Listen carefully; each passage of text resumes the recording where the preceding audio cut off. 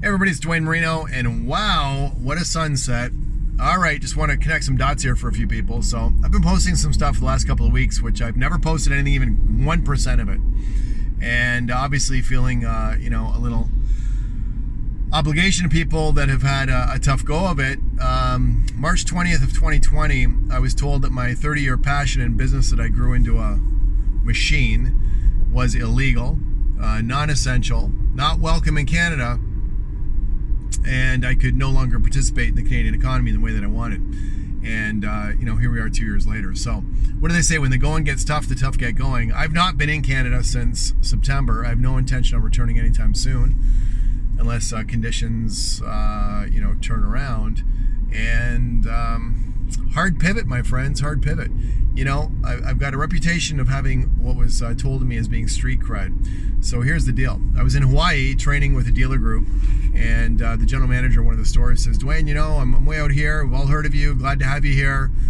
I was always surprised by that whenever I'd go to certain places that I'd never been before. But I ended up going back there, I believe, 3 times after that. And he said, in the car business, in the training world, you have the most street cred of any trainer out there, and your reputation precedes you. And I go, what do you mean? He goes, you just don't walk the talk. You talk the walk, and you walk the walk, and you do it in front of, your clients and yourself. And here I am. I'm just telling you, my friends, when I say you've got to adapt or die, nobody knows that more than me. I've phoenixed myself. I've risen from the ashes so many times in my life, it's crazy.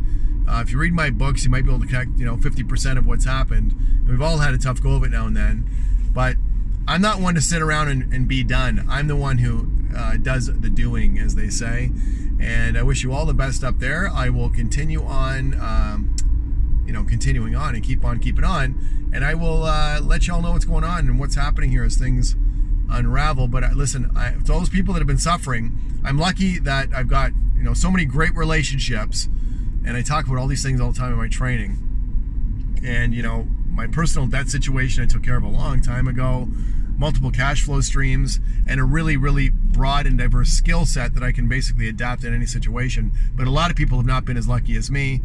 And for those people, I'm standing up for you. I'm standing with you shoulder to shoulder. And you just keep doing what you got to do, because until somebody's been on the side that I've been on for 2 years, you just can't relate. So I wish everybody else would just take a fucking back seat to it. Because unless you've been sidelined or furloughed or whatever the new language is, you just don't know. And I'm not here complaining financially. That's not at all where I'm coming from. Actually, I'm doing just fine. But my heart and my soul and my mind go out to all of you that have been suffering. And for people to go to the extents they've gone to here the last little while, if you can't look at that with some compassion, I don't care if they're standing in your backyard. I mean, downtown Toronto, where my office is, and my residence was 15 years, and all the friendships and everything else is still gutted. It's still done. 2 years later, it's an apocalypse.